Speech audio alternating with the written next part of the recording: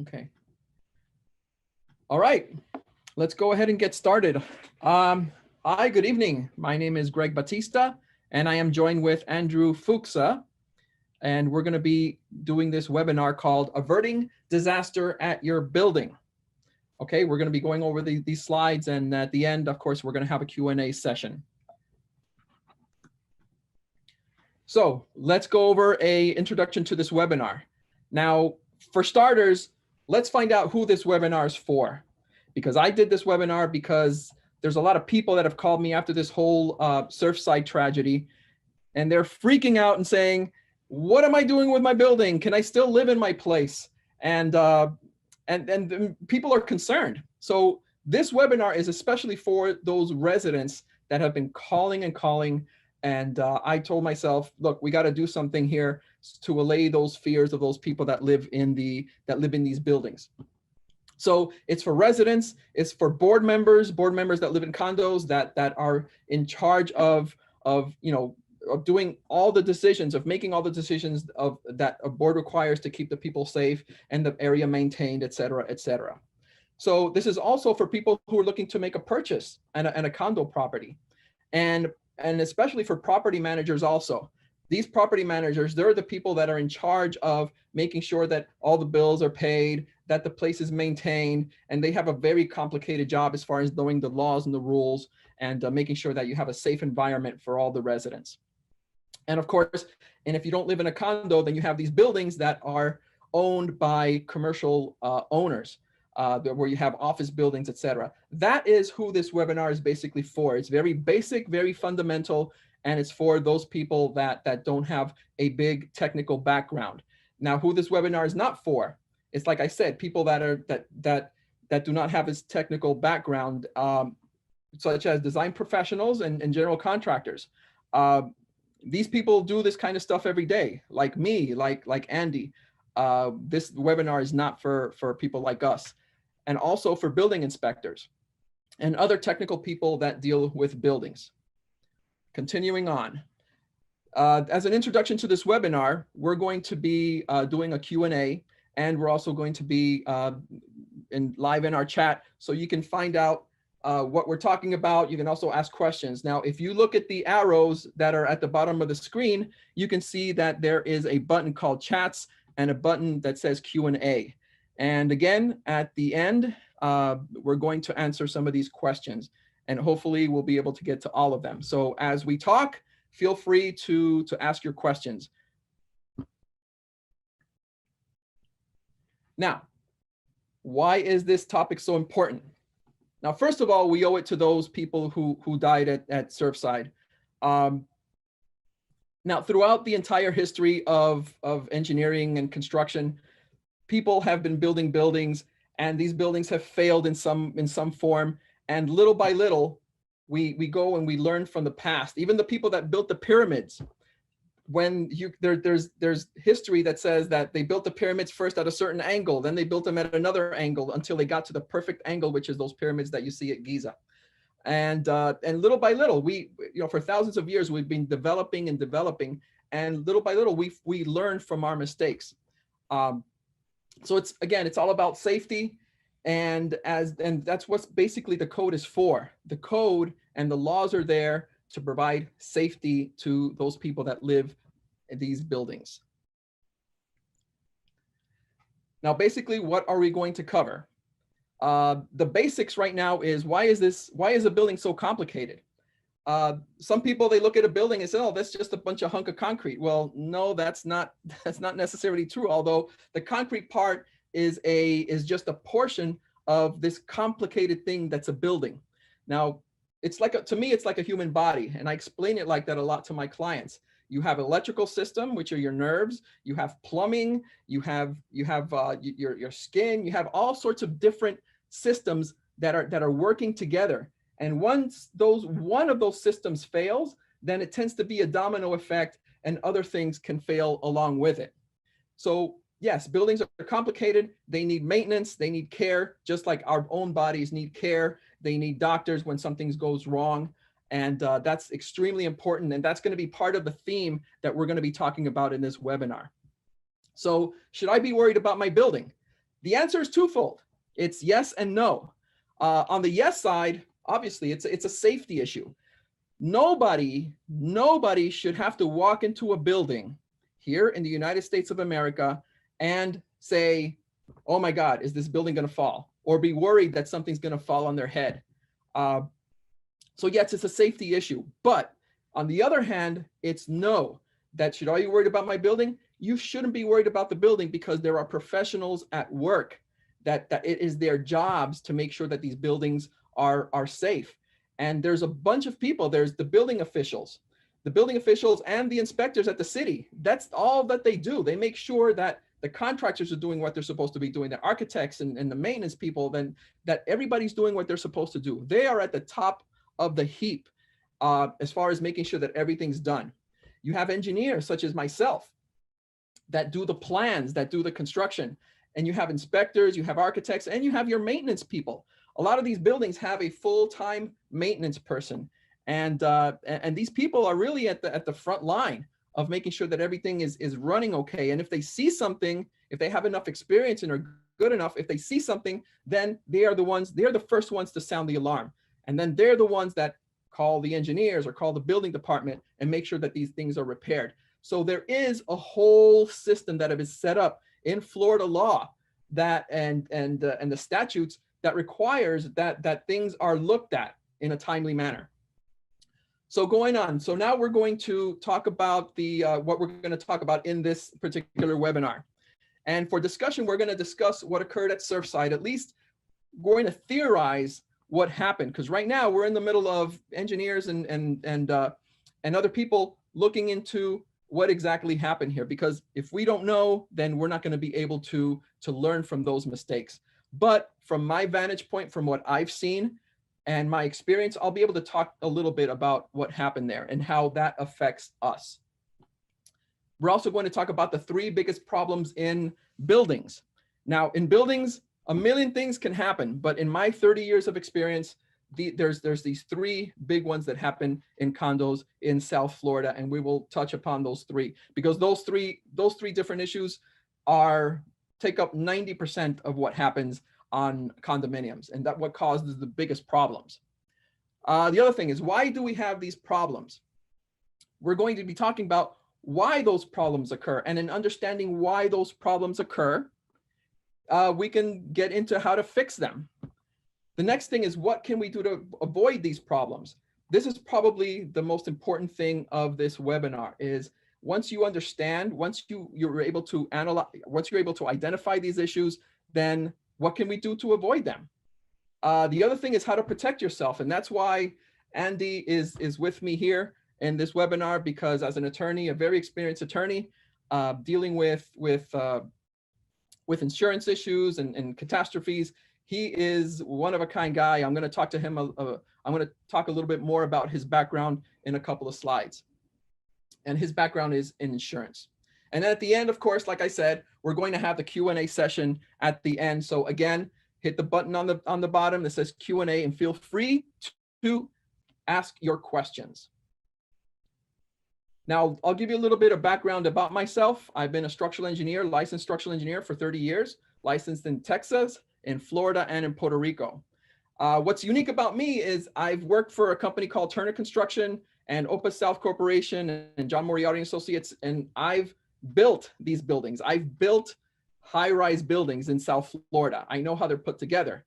And not only that, but I also have my design company, which we've designed many, many, many projects and many buildings. So what I bring to the table here is I'm both an engineer, designing buildings, and I've also been a contractor, and I still am a contractor. And I'm a president and founder of Batista Engineering and Construction, which we just celebrate this year 20 years of being in business. And we specialize in existing buildings and in concrete and structural repairs. That's our specialty. And I've also been on the Broward County Board of Unsafe Structures and GBEC, which is the acronym for Batista Engineering and Construction. We've performed hundreds of 40-year recertifications throughout South Florida. Now, moving on to Mr. Andy Fuchsa. I don't know, I always call him Andy, but officially he's Andrew. What do you prefer, Andrew? You can call me Andy, that's fine. Okay, Andy. Andy is a partner at Geyer Fuchsa Tyler Law Firm, and he specializes in property damage claims. He's worked on over 500 cases in damage claims against insurance companies. And prior to becoming an attorney, Mr. Fuchsa owned and operated a large public insurance adjusting firm, Epic Group, as well as being a contractor specializing in property damage restoration projects. So Andy is very unique. We're actually very lucky to have him because not only has he been an attorney, but the type of background that he has is actually very unique. He owned his own insurance adjusting firm, and he's been a general contractor. And a lot of times when I'm talking to Andy, you know, we start talking the construction lingo and the engineering lingo back and forth, and he's comfortable with that. And we're, like I said, we're very lucky to have Andy with us. By the way, Greg, it's 5,000, not 500. 5,000. Yeah. Okay. So I have to talk to. I have to talk just to clear that up. Anyway, just go ahead. I didn't mean to interrupt you. Go ahead. No, that's a good interruption, Andy. 5,000. All right. So let's go in a little bit into the Surfside collapse. I'm just going to talk a little bit about it, just to give you a little background to the extent that we're going to be talking about things that happen that we can look at and avoid that happening in our buildings. So right now we have I'm sure many of you have seen the video where the building collapsed. I'm going to scroll through this so you can see something happened here in this collapse down here. The slab, the initial slab at the bottom gave way somehow, and there was a weakness there. And that was the first domino that caused the rest of the building to come down. Now, right now, we and other engineers were looking into what happened here. So if you look at this parking level under the pool deck, you'll see that there are columns holding up this pool deck. And there was corrosion. There's corrosion in this entire pool deck. And what's holding up this pool deck, as you can see on my mouse, they can see my mouse, right? No, okay. Well, as you can see, there are columns holding up that red slab. And one of the reasons that this failed was that there was what we call punching shear. And if you look at my hands, you have a slab and you have a column supporting that slab. And if you press your finger hard enough against your hand, it's going to go through, right? So the same thing basically happened. If my tip of my finger is not glued very sturdy to this slab, then what's going to happen is this punching shear, it's just going to go through. Okay, that's technical jargon for this punching. So let's continue this video. You see, it says punch through failure at the column, and it starts to collapse. And there's a reason why this punching shear happened. And we can talk about the design, that it wasn't designed correctly or wasn't designed up to the standards that are today's standards. And that's obvious because the code today is much more stringent than it was back then. So maybe it was a confluence of the design issue, that instead of maybe having 10 rebars holding that together, maybe back then only 3 were required. But the thing is that even in the report that was by the other engineer, he mentioned there was a lot of spalling. There was a lot of spalling in the slab, which is a deterioration of the steel inside the concrete. We'll talk about that a little later. But when that point of contact weakens, this is what you get, and you see the little piece of column pointing up through the slab, and that is the first domino. Again, just for clarity, I'm going to say that to me, this is the most likely scenario of what happened, and we still have to wait until the experts that are actually there on site sifting through all the rubble, they can come back and confirm this. Okay, so continuing with the video, you'll see that there's multiple punch throughs, and the reason we know that is that there's pictures of the punch through. Now you can see that as the slab, the red area collapses, the rest of the building collapsed behind it. Okay. Now, why am I saying this? You can see that you have the walls, you can have the punching shear, you have the punching shear at the slab. You see where the slab failure line at the bottom and the slab failure line at the top. And then you can see where inside the orange circles, you can see where the columns are still up. The columns are still up, and the slab is punched through. The column is punched through the slab.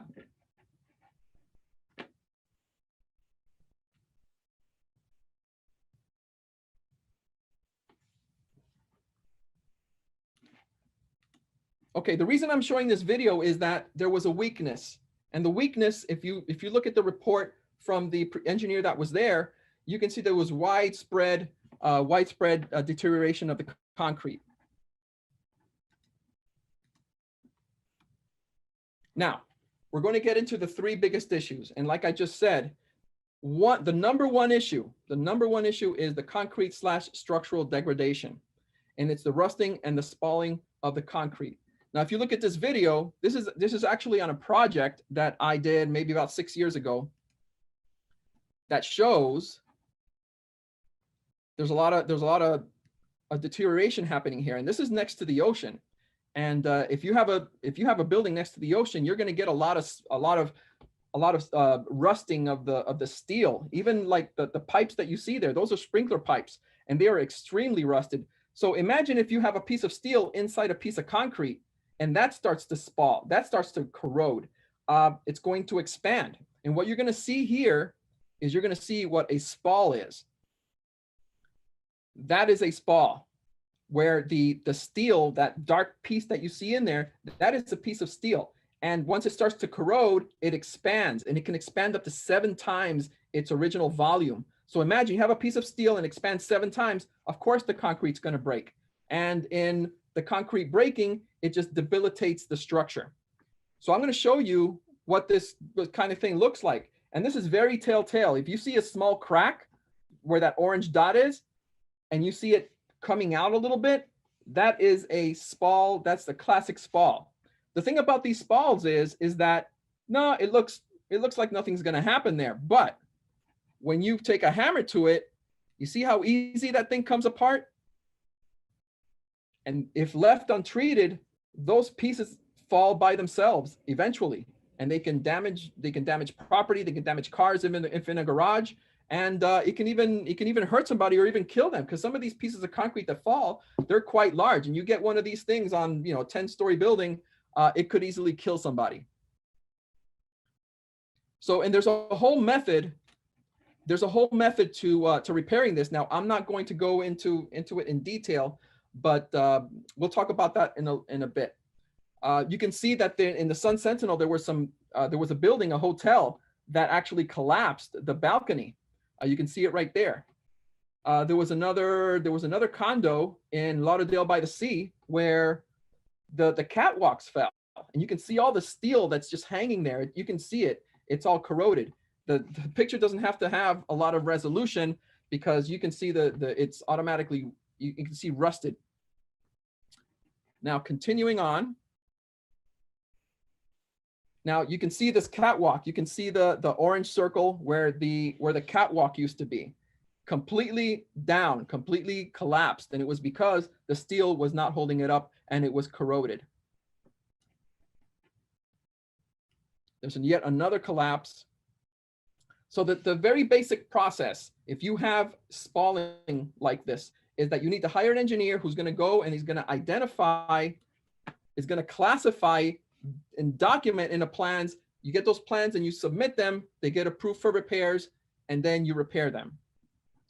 I can talk for a couple of hours about that, and it's not within the scope of this, but there is a whole complicated process of repairing these things. I've seen time and time again where you have people who don't know how to repair these things, and they put a handyman to put some schmutz on the wall or on the column, and it just doesn't work. There's a very specific scientific and engineering method to having these things repaired, and this is why I wrote a book called G. Batista's 1 Hour Guide to Concrete Repair. I wrote this book probably about 10 years ago, and it's in its second edition. Now, I am giving all of you a free copy of this guide, and we have all your emails. We're going to be sending you a link that you can download all 4 copies of this book. But this is the most important one. This is the This is the one. It's 35 pages long. I have a copy of it right here, and it basically talks about the what you're supposed to do, what the cost is. It gives a step by step. It's in full color. It gives you checklists on how to choose your engineer, and it's very user friendly, and it's made for property managers and for people who are concerned, for board members who are not necessarily engineers, and it's a very simple, easy step-by-step process. Let's go to the second biggest issue in buildings in South Florida, and that is moisture and water intrusion. If you live in South Florida in a condo, you know what I'm talking about. You've got mold, you've got wood rot, insects, spalling, tile issues, etc. And the typical origins are going to be in your roof. Of course, that's by far the number one. Roofs. And with all these hurricanes going by, the roofs get weakened, and it's a maintenance thing. It's got to go on and on. I can talk about roofs here for 3 hours straight. But if you have questions, again, you can go to askgbatista.com or call me. Your typical origins are, like I said, roof. You have expansion joints in buildings. You have the water can come in through buildings, doors, louvers, vents, and also through the paint, especially on old paint jobs where it's cracked and it's worn. So right now I'm going to show you this video that's basically going to show what I was talking about. You've got mold in buildings, and the mold, you can see it here. A lot of times this black mold is dangerous, and once you take down a wall, you can see that the mold is inside that wall, and you can, from the outside it's perfect, but inside it's got mold. And again, that's another one where you break the wall open and you've got mold inside. The next one is wood rot. Wood rot is another one of those things where you don't see it. You don't see it until it's too late, because that's hidden behind blocks, it's hidden behind drywall, and a lot of times it's too late because you're walking on your floor and it collapses or partially collapses. So again, that's another thing where water intrusion. This thing is not cooperating. Hold on, where are we? Wood rot. This is wood rot and insects. I mean, this is these two pieces of wood are what's holding up a floor slab, and that's the walkway that's on top of a floor where you walk on. So if you have that piece of wood where you have that pencil going through it, and it's sustaining and it's holding up where you're walking, it can easily collapse.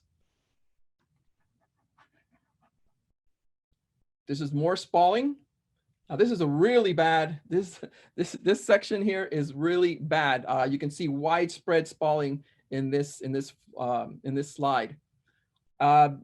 Also, if you have a lot of moisture in your house, the tile can come loose. And I know you've seen, if you look at this picture, some of you might say, oh, wait a minute, I've seen this before. And when your tiles come loose, you step on it and it cracks. On your roofs have to be maintained. Roofs are very complicated in and of themselves. You have water that's ponding in a corner, you're gonna have problems down the road. So yes, you have roofs, you have more ponding water. The roofs, sometimes they have damage or it was wrongly installed, and you get this type of thing where the contractor didn't do a great job of adhering the different plies down. Now you have expansion joints, and when I say expansion joints, some of you are asking what an expansion joint is. I'm sure that you've seen, when you're looking at a building, sometimes you see this plate that's on the floor or on a wall, and that's basically an expansion joint, where on one side of that joint is the building, and on the other side of the joint is the other half of the building. It's actually two different buildings. That joint just allows the two buildings to move independently of each other. So a lot of times water can seep into those expansion joints. A lot of times when you look at bridges, on bridges, you also have expansion joints. You have those two pieces that are together. Now, if that expansion joint fails, of course, you're going to get water coming in through that expansion joint. And a lot of times you have waterproofers, you have roofers who specialize in these kind of things. And there's a lot of different ways that you can repair expansion joints. And expansion joints is just one more of those things that you have to upkeep, you have to maintain. If you keep it there too long, it's going to weather and it's going to fail. And that's another one. I'm sure that you've seen this on walkways or on buildings where you're basically it's just failed. It's just old. And these things, after being in the sun for a lot of time, they just crack like you would have at your windows. That's a perfect example right there of a failed caulking that is at your window or at your door. Once you see that, you should just replace it. Because once the water gets into there, it's going to damage your drywall. It's going to get mold. And definitely a stitch in time saves 9. A lot of people don't want to spend a lot of money up front. And then what's going to happen is they're going to spend 10 times more in a couple of years and have to replace the window and have to replace drywall instead of just replacing the caulking when you do it ahead of time. And caulking is really very cheap and anybody can do it. Just like that slide that's there. And paint, to me, the most important thing. Okay, I just got a question, so we'll keep that for the end. One of the more important things is painting. And as you can see here, when paint starts to peel, starts to crack, it's just old. You don't want to spend more money on painting and your building hasn't been painted in 10 or 20 years. You're going to get this kind of peeling. What's going to happen? Water's going to get inside. Moisture's going to get inside. You're going to get mold, rot, peeling, and even spalling. And again, when you have a building that's painted, the painters go through and they actually repair those cracks that you see. So right now, let's say that building is not painted in 5 years or 10 years. Water is going to get inside that crack. And when water gets inside that crack, it's going to cause all those host of problems that we've been talking about. So if I were to name the #1 culprit of buildings having issues, is them not being properly maintained through painting. And there's another example of cracking that happens on buildings where paint is. Okay, now we're going to the next slide.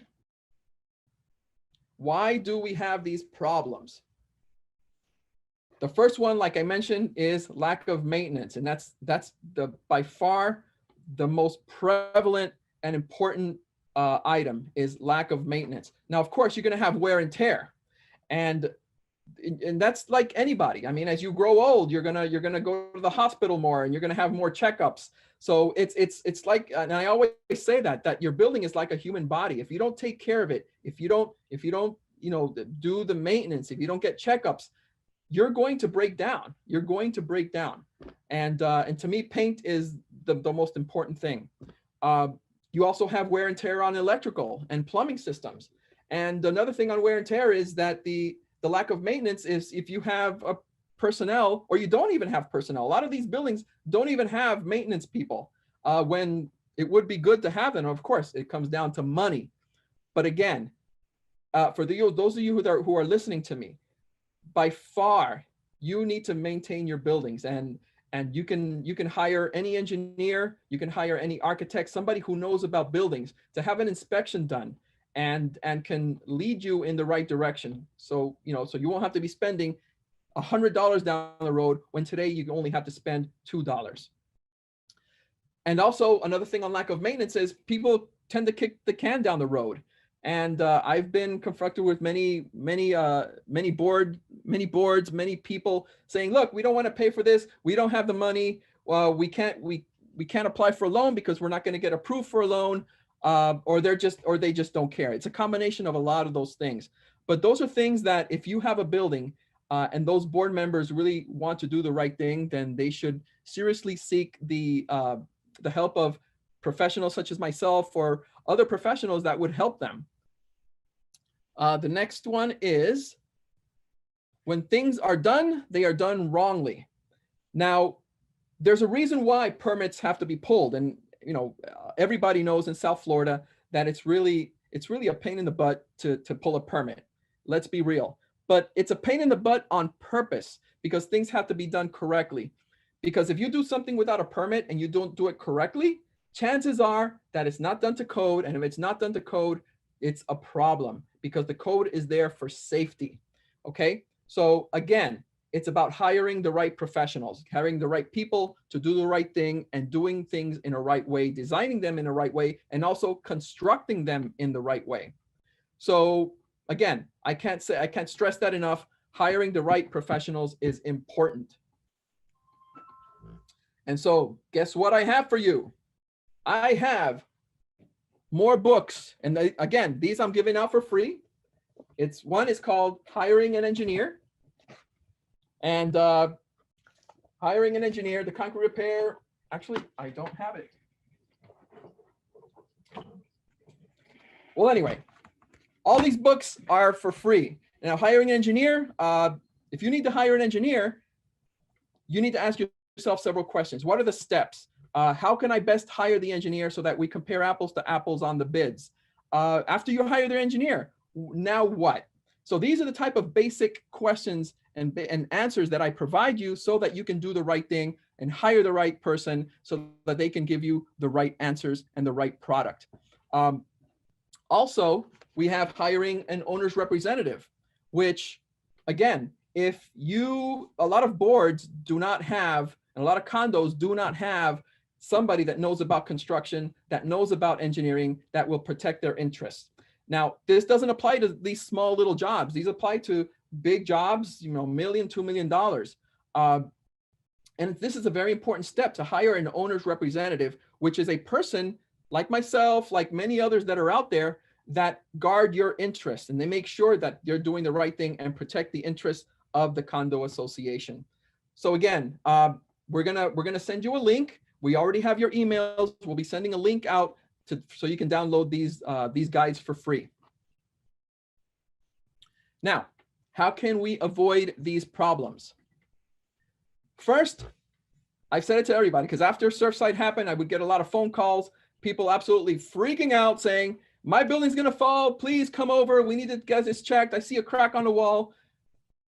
You have to understand that there are many things in place to ensure that the construction goes well. When a building gets built, you have a professional, you have an architect, you have an engineer that does the design. Once you get the plans done, you have a professional, a general contractor that hopefully has been doing this for many years, and he's another layer of professionalism that goes into making sure that the things are done correctly. Once the contractor starts building, you have the building department. The building department is key in making sure that everything is running smoothly on the construction side. You have the building officials, you have the inspectors, you have all those great folks that are there at the building departments. And a lot of people like to complain about the building departments, but it's been my experience that the vast majority of these building departments have your best interests in mind, because they're looking after your safety and they want to do things according to the building code. So after this building starts getting built, you have the special inspectors, you have threshold inspectors. So there's those many layers to make sure that everything is running smoothly. But at the end of the day, if you think that there is something that is wrong with your building, there's people that you can call. You can call attorneys, you can call engineers and architects, and those people will steer you in the right way. Now, the other thing is, when buying, hire the right professionals. I assume that everybody that's on this webinar are people who actually live in a building or have an interest in somewhere where they live now, that's existing. But this also goes out to those who are looking to purchase. Again, when you're looking to purchase, you hire the right professionals.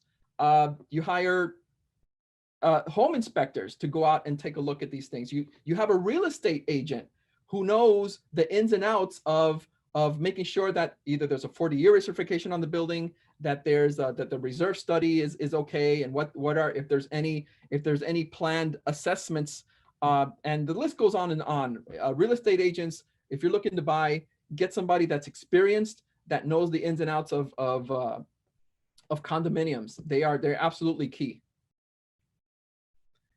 I briefly mentioned reserve studies. Reserve studies, and I'm going to read this off of a Wikipedia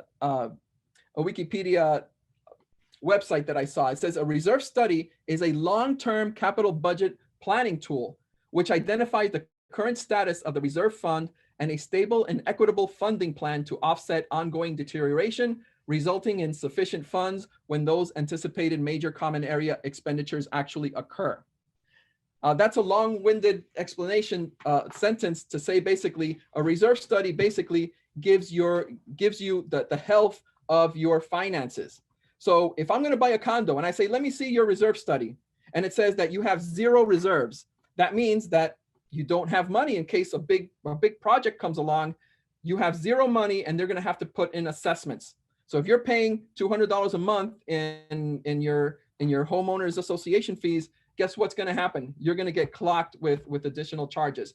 These reserve studies, they're made so that you can understand what kind of money is going to be spent and the lifespan of the building, so that you can plan for it in the future.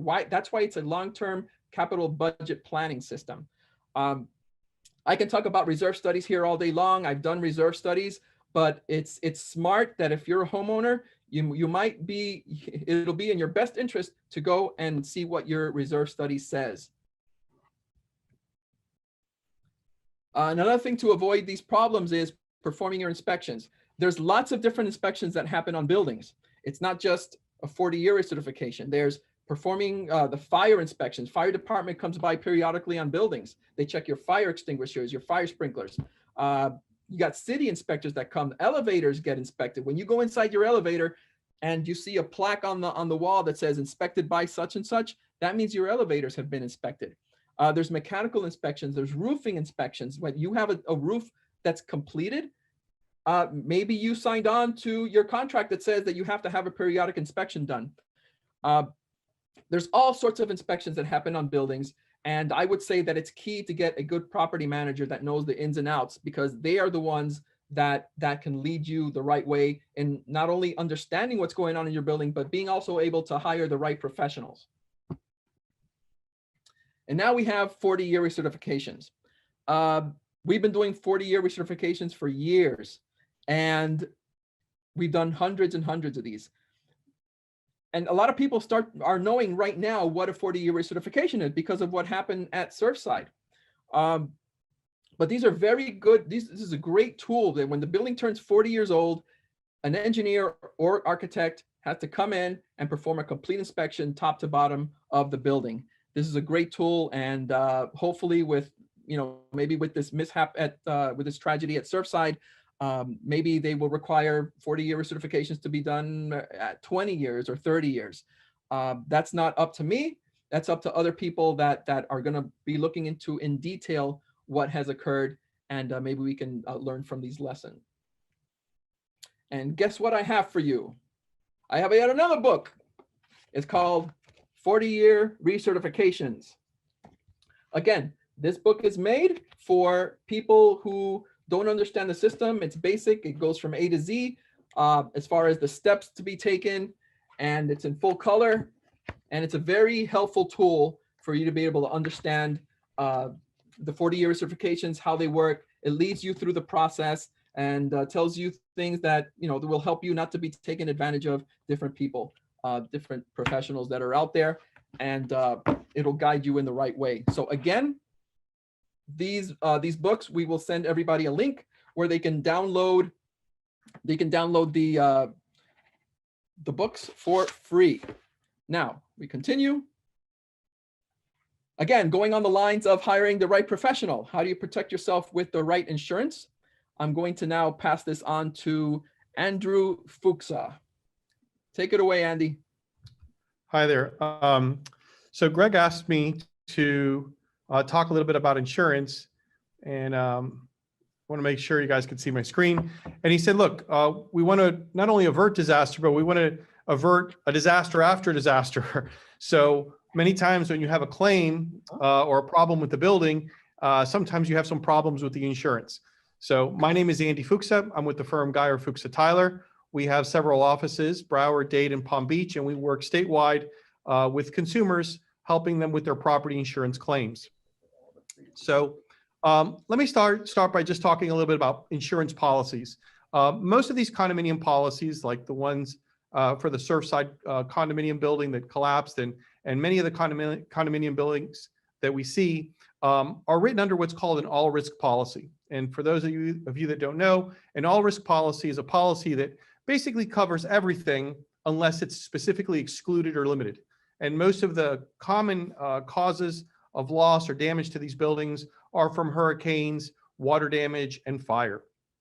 So up on the screen is the excerpt from a policy. It's a condominium association coverage form. And if you read it, if you start reading it from front to back, it talks about coverage. We will pay for direct physical loss of or damage to covered property at the premises described in the declarations caused by or resulting from any covered cause of loss.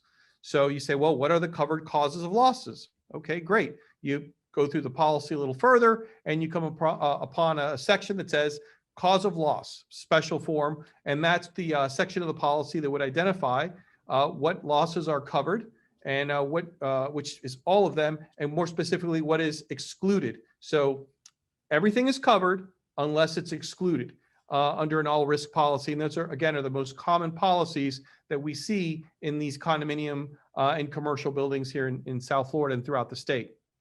So you go through and then they start identifying certain exclusions. So for example, exclusions for earth movement and governmental action, A, B, C, D. You start going through all of these exclusions saying if your loss or damage is covered by one of these particular items, there is no coverage for that particular claim. When you get to K, as you're going through the exclusions, you get to one called collapse. And I just want to touch on that particular exclusion because it's kind of an interesting exclusion in most of these policies. And it kind of shows how these insurance claims can be a little bit tricky. So first and foremost, under these ISO or these standardized policies, right off the bat, when you're reading the policy from left to right, you find that collapse, meaning an abrupt falling down or caving in of a building or a part of the building, is excluded. It says, most commercial condominium policies, first and foremost, they exclude damage caused by collapse under the all risk section of the policy. And you think, wow, this is not too good a thing.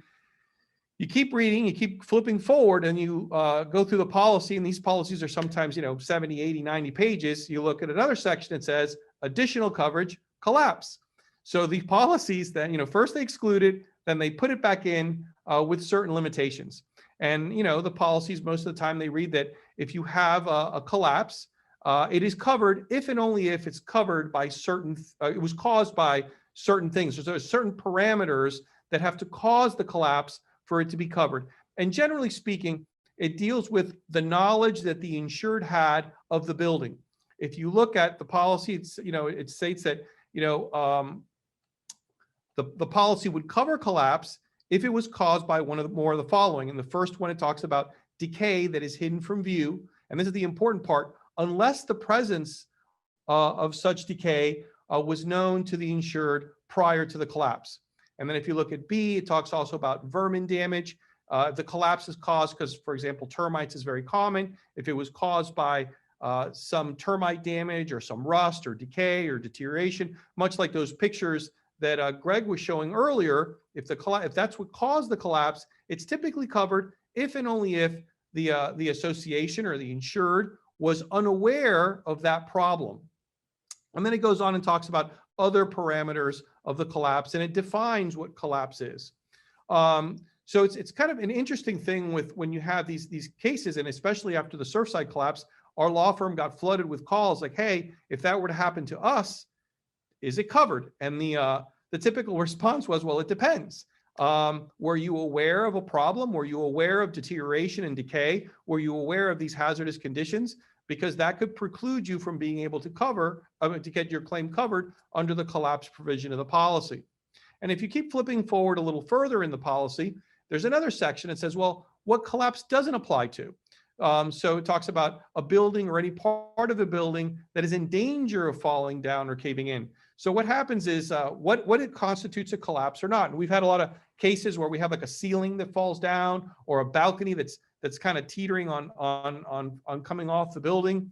At what point does a policy define collapse as a covered loss? And that's really something that's somewhat subjective because there's a lot of moving parts in the analysis. And the reason that I'm bringing this up and going through this this analysis of this particular policy is because the truth of the matter is that you should hire a claims expert, an attorney or an adjuster that specializes in this area of insurance, in property damage claims, whether it be a seasoned public adjuster or a seasoned attorney that understands how the policy works and can apply the facts, in your case, in the most favorable light to be able to obtain insurance coverage for you.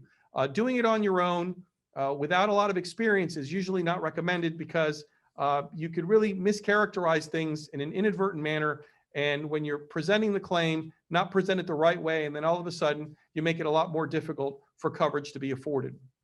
So how do insurance companies avoid paying out on these claims? You know, because we get called a lot of times after an insured, a condominium, a property owner submits their claim for collapse or fire, water damage, windstorm, and they get either a denial or an underpayment. So what are the top 10 things that hurt associations and consumers when presenting a claim, which in turn becomes their second disaster? The first thing is insurance companies typically look at the damage being caused or being claimed rather, and say that it's a pre-existing condition predating the loss. So we've had a lot of collapse claims and where a section of the building is falling or coming off, and the association makes the claim for collapse or the damage that was sustained, and the association comes back, the insurance company comes back and says, well, this is predating, this is a long-term problem that you were aware of, and this is consequently not covered under your policy. Another typical denial or basis for denial is misidentifying the scope of repairs. Once an insurance company does agree to pay, what and how things have to be paid is often disputed, or have to be repaired is often disputed. You know, do you have to fix a little bit of it? Do you have to fix a lot? And how much it's going to cost? Which is the third reason, undervaluing the cost of repairs. It has been our experience that many times insurance companies are not willing, because they're obviously, looking out for their bottom line, to necessarily pay what the consumer is wanting for the necessary repairs. And in those cases, it's always a really good idea to hire a professional, like a lawyer or an adjuster, to help you recover what you're really entitled to be able to properly quantify that damage. Now, one of the things that insurance companies also do when you make a claim is that they impose significant post-loss obligations. Every insurance policy has a lot of obligations on the consumer when it comes to a claim, like the things that you have to do after, sitting for examination under oath, providing certain documents, allowing a number of inspections, and those can be very taxing on a consumer, on an insured. It's always best to have an attorney or a seasoned claim expert, or a public adjuster, if you will, or a person with a lot of experience in claims to help you walk through that process. A lot of times an insurance company will mischaracterize the cause of loss to be excluded. Whether, if you have a section of the ceiling falling down and say, oh, well, this is caused by termites. Well, yeah, it might have been caused by termites, but the collapse is covered. The collapse was covered because termites that are hidden from view, that you have no idea that's causing the deterioration and decay, that would be covered. So it's how you phrase the particular, or how you present the claim rather, has a profound effect on whether you're able to recover or not.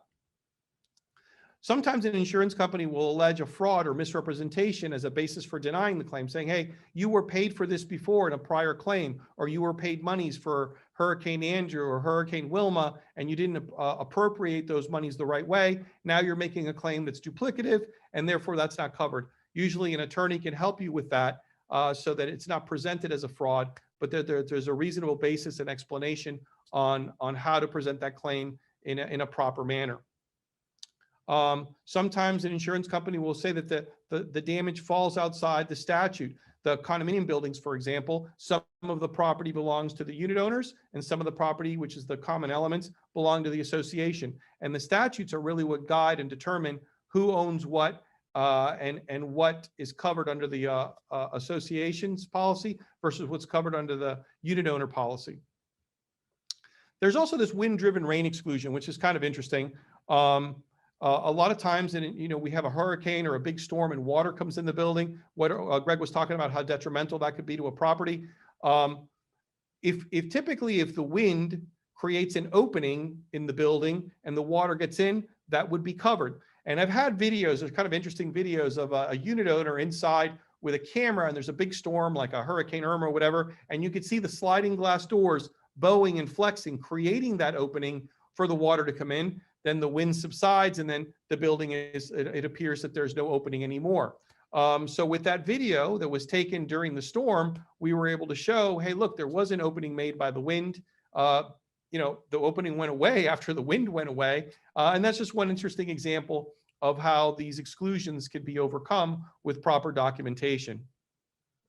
Sometimes insurance companies invoke the right to repair. You would really want to have a professional with you to guide you through that, because if they're sending their contractors and telling you what they're going to fix, you want to make sure that that gets done right and that they're following all the rules and requirements for making the repairs at your property. And lastly, one of the things that a lot of associations have trouble with is non-renewals or a cancellation of the policy, and you have a claim that's still open. In those cases, you could work with an attorney to help turn that around, because you definitely have to have insurance when you're operating an association or a business in a commercial building. What are the best things? What are the top 10 things that we can do to prepare and avoid these problems with insurance and insurance claims? And the first thing is, first and foremost, insurance application accuracy. I don't know if you know this, but if you put down the improper information or incorrect information on your policy and you have a claim down the road, the insurance company may not have an obligation to pay you if that misrepresentation or inaccurate statement was material. So for example, what the most common thing that I see is a condominium policy application, and it asks, have you had any prior claims? And if so, have you made the repairs? And people always put, yep, had claims, and yep, I made the repairs. So fast forward to the next storm, they make another claim, and they look at the first of the prior storm and that claim, and they say, okay, well, here's the estimate. Did you do this? Did you do that? Did you do this? And they go through that estimate in detail, and they find things that weren't completed in accordance with the first settlement or the first claim that was presented. So what happens? The insurance company says, well, you lied on your application. You made a misrepresentation. You said you were going to replace all these roofs, and you only replaced half of them and repaired them. That's a misrepresentation. And that could be pretty fatal to your claim. So if you get anything out of this seminar with regard to insurance, make sure that the application of insurance that you guys have is accurate, that what you've represented to the insurance company is correct, because if not, that could prove fatal to a claim down the road.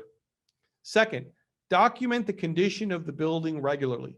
A lot of times we'll go and we'll see a lot of water damage or mold in a building, and the insurance companies, they'll look and they'll say, oh, this is pre-existing. This is old damage. This is old deterioration. This has been going on for many years. Well, if you have photographs and videos and mold tests and stuff, you'll be able to know that this is really not the case, and you could prove otherwise. When you have damage to your property, make the needed repairs timely, document them, and keep the invoices, keep the proof, the pictures, the videos that this work was done. This is important when you have a claim down the road, because you'll see this information in the minutes of the meetings, for example, in condominiums, and they'll look through years of minutes of meetings. The insurance companies will start looking for all this information and find it and say, oh, look, they had damage here, they had damage there. Well, you're claiming for that damage again. You're trying to defraud us, or you're trying to get something that wasn't covered, that's not covered under this particular claim, that's something that's unrelated, and that opens you up for a possibility that they deny your claim, at least in part. Associations must keep detailed maintenance records. Photographic and video records are really important. By having these records and having this information, it helps rebut any allegation that the damage being claimed was unrelated to the loss and predated the claim that's being made. Be very mindful of what you put in your condominium meeting minutes. The reason being is because what you put in there, insurance companies are going to see down the road. So if you have a lot of, I've seen a lot of times, hey, we have a really big mold problem. We have to really take care of all this mold that's all over the place. And the reality of it is, it's just basically 1 or 2 units. But when you look at the meeting minutes, the problem looks like widespread throughout the association. Down the road, you have a water damage. A dispute arises as to what has to be done to remediate and to address the mold. They look at these meeting minutes and they say, the insurance company looks at these meeting minutes from 6 months prior, a year prior, 2 years prior, and they're like, wait a minute, you're trying to trick us. You're trying to dupe us. This is a problem that's widespread. This has been here for a really long time. This shouldn't be our problem to pay for. So be very careful of what's put in the meeting minutes regarding, this type of damage. And if there is damage, make sure you put in the meeting minutes that it has been repaired and taken care of once that's done. One of the things that I tell almost every association, hey, should I hire a lawyer? Should I hire an adjuster? Should I hire someone? And if so, when? The answer is yes. When you have a claim, when you have a property damage claim or a concern, it's always best to get professional help to look at it so that when they are presenting the claim to the insurance company, right from the get-go, it's being presented in the most favorable light. It's being presented in a proper manner, and it's being done in an expeditious manner so as to process the claim more timely and more efficiently, and avoid a lot of the landmines that an inexperienced claimant can fall into or can step on. One of the things that's going to be necessary when you have a claim is to promptly quantify the scope of damage and repairs after a loss. You can't wait. If you have hurricane damage, if you have a water damage loss, and you wait days, weeks, months, and even years, that could compromise your ability to collect on a claim. So when you have damage, you have to report it timely, and you have to quantify it quickly, and accurately, and document it. One of the things that condominiums really should do is whenever there's a storm or you have a large water loss, is make sure to contact every unit owner before and after to help investigate. Hey, did you have any water in your unit? If so, do you have any pictures, et cetera, et cetera? And then as the process goes, to make sure you document all of the damage. So communication with the unit owners is really good, especially if it's done by email, so it can be done quickly. One of the things that associations should think about today is planning for the future is having a catastrophe credit line in place. So what is that? An association, a condominium association, could take out a credit line in the event of a hurricane, or have kind of like a safety net, if you will. So let's say Hurricane Bubba comes along next year and causes, a couple $1 million worth of damage. Sometimes to adjust those claims takes months, sometimes years before they're settled. If the association has the money and they properly document and present the claim, they don't have to wait 2, 3, 4 months, 6 months, a year, 2 years to get the money from the insurance company. They have the money, they've documented the claim, their claim professional is fighting with the insurance company to get it, but they can go ahead and make the necessary repairs. There's no need to do an assessment right away because they have a credit line in place for that, whether it be $500,000, $1 million, whatever it is. They'll have the credit line ready to at least do the important repairs, to put a new roof on the building, to replace the broken windows, to address the damage ASAP, and not have to have the unit owners and the members of the association, suffer through, months and sometimes years of living in a damaged or broken building. And lastly, what's really important is all these associations, particularly condominium and homeowners associations, should have a catastrophe contingency plan in place. If we have a storm, if we have a pipe burst that floods the building, if we have this type of damage, what are we going to do? What can we do? Who's going to be in charge? What's the plan? How are we going to address this so that these problems, these disasters can be dealt with quickly? There's an expression, an ounce of prevention is worth a pound of, an ounce of prevention is worth a pound of cure. And it's better to take care of this, document the building, document the condition of the building, make sure that you have all of your ducks in a row and be prepared for a catastrophe. Hopefully you never have one. Hopefully you don't have these, catastrophic fires or water damages or hurricanes or collapses. But if they do happen, the association and the board or the people that are in charge with the property manager can be better prepared to assist. And once again, my name is Andy Fuchsa. I'm an attorney with Geyer Fuchs Tyler. And if you guys have any questions regarding your insurance claims, or anything to do with, property damage involving insurance, feel free to reach out to us. Our website is www.gft.law. And I'd be glad to help any of you with any of these concerns involving insurance. All right. Let me share the screen here. Thank you, Andy. Andy is an invaluable resource. He knows the ins and outs of this industry. So take advantage of his expertise. He's top of the line here in Florida. Now let's move on here to the questions. I've got a few questions here. We're running a little bit over on time, so we'll try to get to these as quick as possible. Let's see. How is the industry going to change now that this tragedy has happened at Surfside? Andy, you wanna grab that one?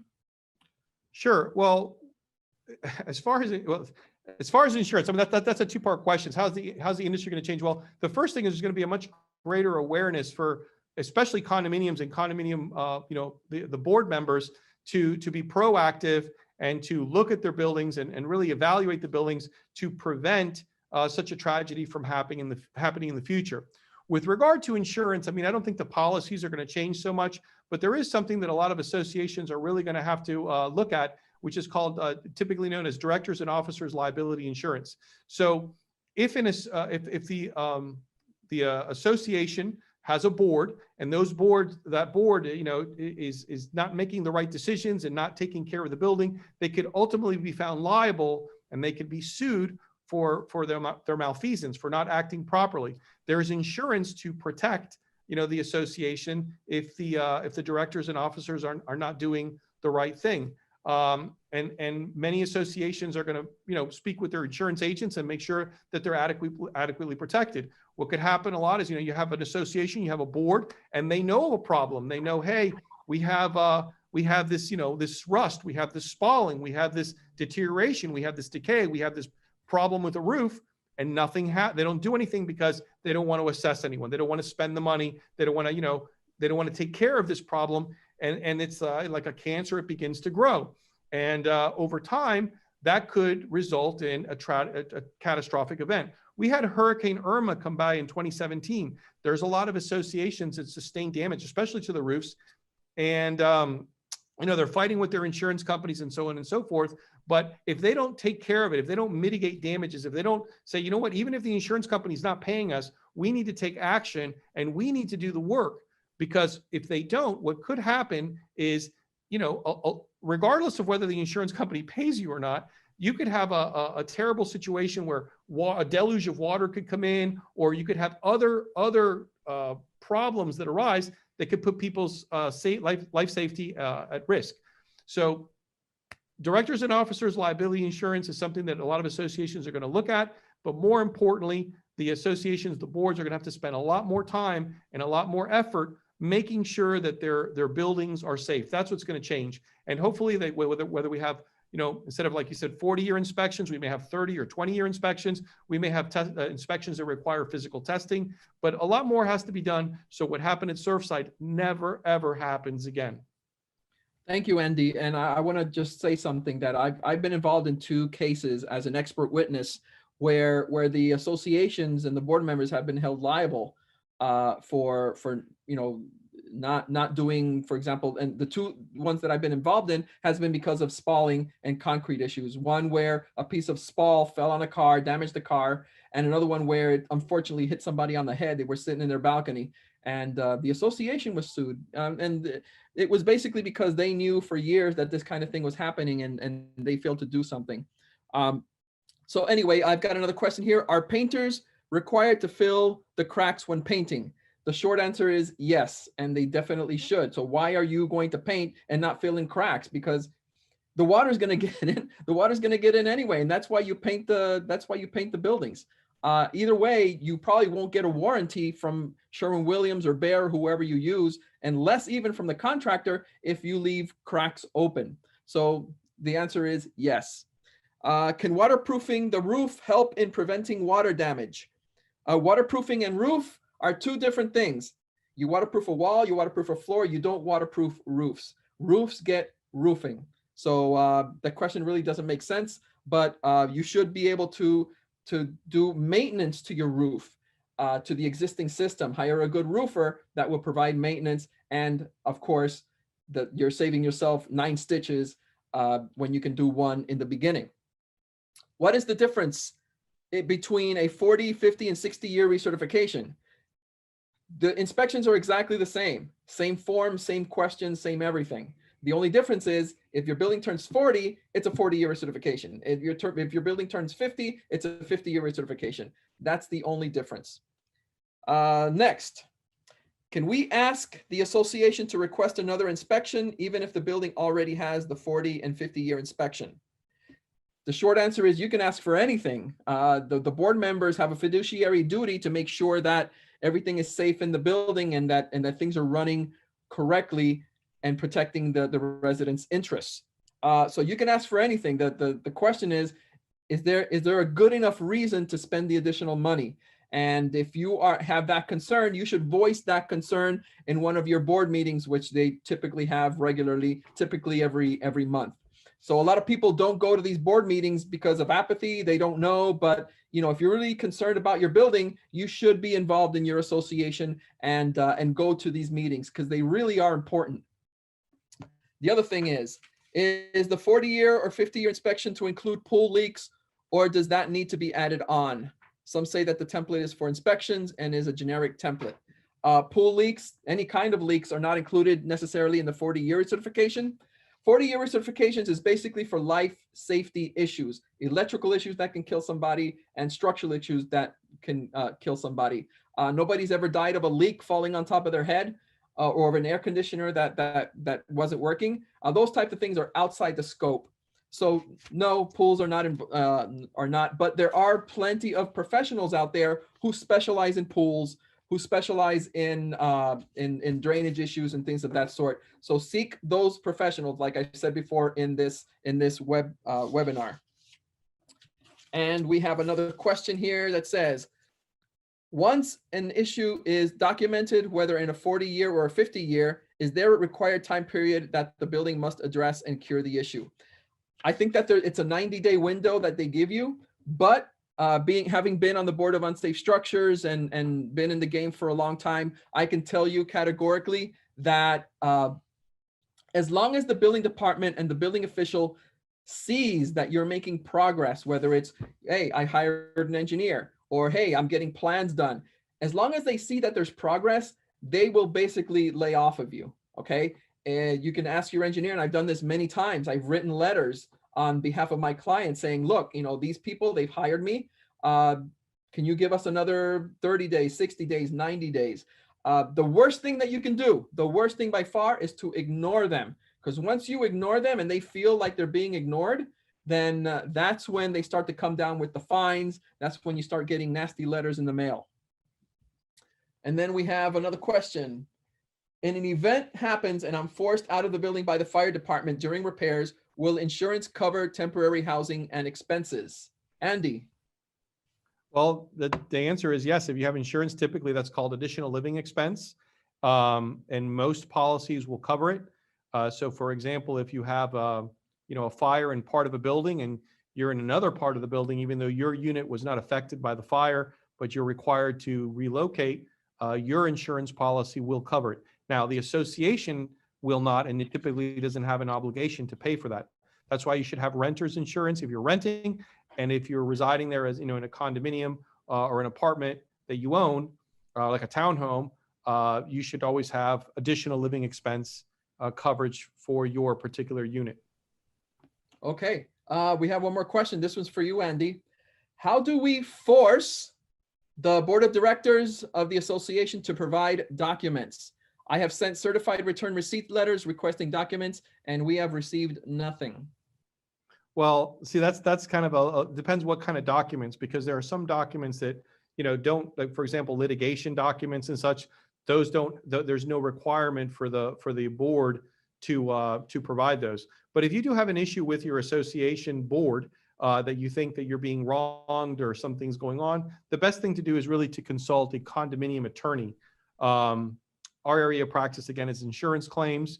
There are many lawyers who specialize simply in condominium matters, and they could probably give you the best guidance on that. And we're running over on time. We have several questions, but I think this is going to be the last one. But before Andy answers the question, I want to just say thank you everybody for attending. And you see, you can go to, if you have an engineering question, construction question, please get a hold of us at askgbatista.com, and you can call the office at 954-434-2053. We will put that on the on the video as it goes through. So, and then Andy, you can answer this last question, and then you can tell the people how they can get a hold of you. It says here, where is it? Okay. This one? No, this one, the townhouse one. Okay. Okay, I have a townhouse and the balcony seems to have water damage. There are cracks and softening of the concrete that is noticeable. I filed a claim before with the insurance and they sent someone to inspect. They told me that it just needed paint. That was 2 years ago. I painted and even replaced the tile, but it's getting worse. How do I approach another claim in this for the same issue?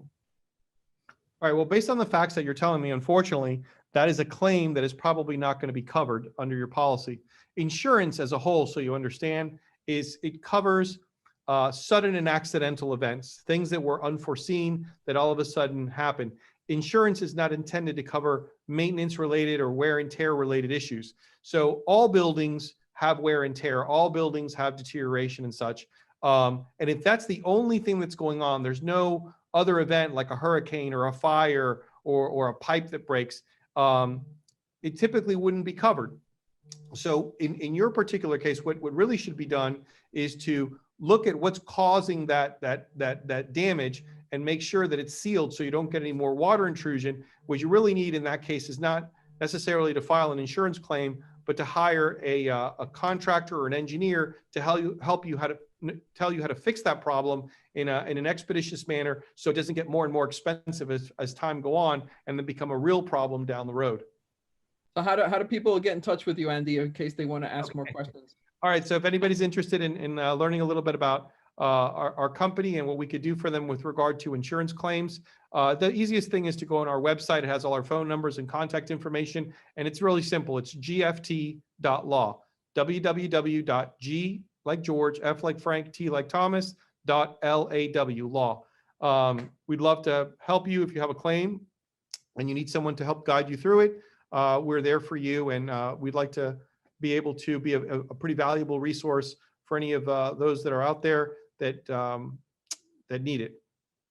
I am Greg Batista, and I want to thank Danny, who was the technical guy here doing everything and behind the scenes.